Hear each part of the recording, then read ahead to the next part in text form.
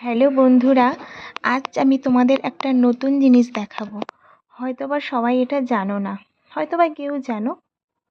তা এটা হচ্ছে আমাদের বাড়িতে শ্রাবণ মাসের সংক্রান্তিতে মনসা মায়ের পুজো হয়।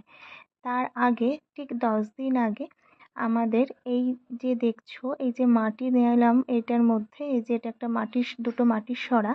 এই মাটির সরাগুলোর মধ্যে যে মাটি নিলাম, এগুলোর মধ্যে এই যে গোটা যে মুগ হয় না, সবুজ মুগ, ওই সবুজ মুগের গাছ আমাদের মায়ের দুপাশে দিতে হয় পুজোর সময়। তাই সেই গাছটা রেডি করার জন্য এই যে মাটির এই সরার মধ্যে মাটি নিলাম, দুটো সরার মধ্যে মাটি নিলাম। মাটি নিয়ে মাটিটা রেডি করে তারপর এই যে ভিজিয়ে রাখা হয়েছিল, কালকে ভিজিয়ে রাখা হয়েছিল এই যে মুগটা, মানে এটা গোটা সবুজ মুগ, এইটাকে এবার মাটির ওপর ছড়িয়ে দেওয়া হচ্ছে, ছড়িয়ে দিয়ে এটা ঠিক 10 দিন পর এটা বেশ সুন্দর বড় বড় গাছ হয়। যতটা গাছ হবে আমি তোমাদের দেখাবো, তোমরা দেখবে কেমন হয়েছে গাছটা। এবার হচ্ছে কি বলো তো, গাছ যে সবসময় অনেকটা বড় হয় তা হয় না, তবে মাঝে মানে প্রত্যেক বছরই যে একই রকম গাছের সাইজ হয় তা নয়। কোনো বছর অনেকটা বড় হয়, কোনো বছর একটু ছোট হয়। জানি না এবছর মায়ের কৃপায় কী হবে, তা যাই হোক, আমি গাছটা তো আজকে রেডি করলাম, মানে পাতবো বলে পেতে দিলাম, আজকে গাছটা হওয়ার জন্য গাছটাকে রেডি করলাম। এই মুখগুলো থেকে না গাছ বেরোবে, প্রথমে অঙ্কুর বেরোবে, তারপর অঙ্কুর থেকে গাছ বেরোবে, গাছের মাথায়ও বড় না, আবার ছোট ছোট সাদা সাদা ফুলের মতো হয়, দেখতে খুব সুন্দর লাগে। সবই মায়ের কৃপাতে হয়। এটা আমাদের মানে এই পুজোর নিয়ম যে মায়ের দুপাশে এই গাছ তৈরি করে দিতে হয়, এটাতে মা খুব প্রসন্ন হয়।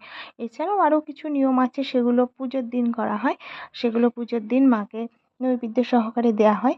কিন্তু এই গাছটা কিন্তু সবার মধ্যে থাকে না, আমাদের আছে এবং কিছু কিছু জনের আছে।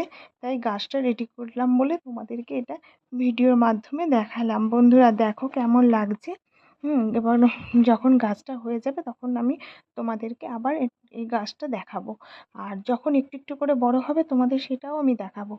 আর এই গাছটা এখন ঢাকা দিয়ে রাখবো, কারণ গাছটায় যখন একটু একটু অঙ্কুর বেরোবে তখন এই ঝুড়িগুলো খুলে দেবো, এখন ঝুড়ি চাপা দিয়ে রেখে দেবো, কারণ না হলে ওইটা অঙ্কুরটা বেরোবে না। এখন আটকে থাকলেই, যখন আমরা কোনো কিছুর একটা ছোলাতে কিংবা মটের অঙ্কুর বের করি, তখন তো আমরা এটাকে একটা টাইট করে একটা গিঁট দিয়ে রাখি কোনো কিছু একটা কাপড়ে, সেরকমই এটাকে ঢাকনা দিয়ে রাখলে এটার অঙ্কুরটা বেরোবে। তারপরে অঙ্কুর বেরিয়ে গেলে তারপর ঢাকনা খুলে দেবো, এটাকে বড় করার জন্য, গাছটা বৃদ্ধি করার জন্য। সেই জন্য তোমাদেরকে এই ভিডিওটা দেখালাম বন্ধুরা। গাছটা যখন বাড়বে তোমাদের তখন দেখাবো, তোমরা তখন দেখো। জিনিসটা খুব সুন্দর লাগে, একটা প্রাচীন ঐতিহ্য তো খুব ভালো লাগে। আমরা তো বিলাসিতায় অনেক কিছুই করি, কিন্তু এই প্রাচীন জিনিসগুলো খুবই সুন্দর। তাই সন্ধেটাও দেয়া হয়ে গেল, সন্ধেটা দিয়ে দিচ্ছিলাম, ওই জন্য তোমাদেরকে আরও ভিডিও করে দেখালাম। দেখো আমার ঠাকুরেরা কি করছে। গোপালকে অনেক দিন অঙ্গরাগ করিনি, জানো তো, অনেক দিন অঙ্গরাগ করিনি, কোনো রকম পরিষ্কার করিনি। তাই গোপালকে একটু রাগ হয়েছে বোধহয়, গোপালের করব এই পুজোর আগেই গোপালকে অঙ্গরাগ করব, গোপালের নতুন গয়নাগুলো পরাবো, গোপালকে সাজাবো। সবসময় করা হয় না, বাড়িতে মাকে নিয়ে একটুখানি ব্যস্ত থাকি বলে সবসময় করা হয় না, আর নিজেরও অনেক কাজ থাকে, কিন্তু করব অবশ্যই। আমার গোপাল সোনাদের সাজালে না আমার মনটা খুব ভালো লাগে। গোপাল সোনাদের বাঁশি নষ্ট হয়ে গেছিলো, কালকে বাঁশি এনে দিয়েছি, কারণ ওদের গোপাল সোনাদের হাতের বাঁশিগুলো রং নষ্ট হয়ে গেছে, তো আমার যেন মনটা কেমন খুঁতখুত করছে। হ্যাঁ, ভগবানকে কিছু পাওয়ার আশাই তো ভালোবাসি না, মন থেকেই ভালোবাসি, এটাই হচ্ছে কথা। ঈশ্বর আমায় কি দিয়েছে কি দেয়নি সেসব ভাবতে চাই না, মাঝে মাঝে ভাবি, আবার ভাবি না যে যেটুকু আমার পাওনা আমি এটুকুই পেয়েছি, এর থেকে বিশেষ কিছু আমার পাওয়ার ছিল না বলে আমি পাইনি। কিন্তু আমি ভগবানকে সাজাতে খুব ভালোবাসি, গোপালকে আমি অঙ্গরাগ করব। প্রথমে আমি গোপালকে নিজেই আমি পালিশ করি, তারপরে আমি এই কালার দিয়ে আমি গোপালকে এঁকে দেবো, এঁকে সুন্দর করব। গোপালকে সুন্দর করলে আমারও নিজেরও ভালো লাগবে। আর ওর সামনে একটা খুব বড় একটা শখ আছে, ইচ্ছে আছে, জানি না ইচ্ছেটা পূরণ হবে কিনা। যদি ইচ্ছেটা পূরণ হয় তাহলে তোমাদেরকে সেই ইচ্ছেটা আমি দেখাবো। আর আমার যেদিন শ্রাবণের সংক্রান্তির দিন মা মনসা মায়ের পুজো, তো তার আগের দিন যখন ঠাকুর আনবো তোমাদেরকে সেটা দেখাবো।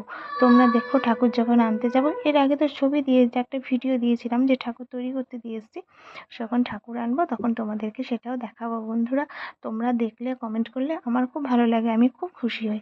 এই হচ্ছে কথা, কারণ বন্ধুরা ভালোবাসলে কখনোই কেউ উন্নতি করতে পারে না, তাই না? কারণ মানুষই তো মানুষের পাশে দাঁড়ায়, মানুষই তো মানুষের সাথে থাকে, তাহলেই তো মানুষ নতুন নতুন দিকে এগিয়ে যেতে পারে। নাহলে আমাদের সাধ্য কোথায় একা একা উন্নতি করা?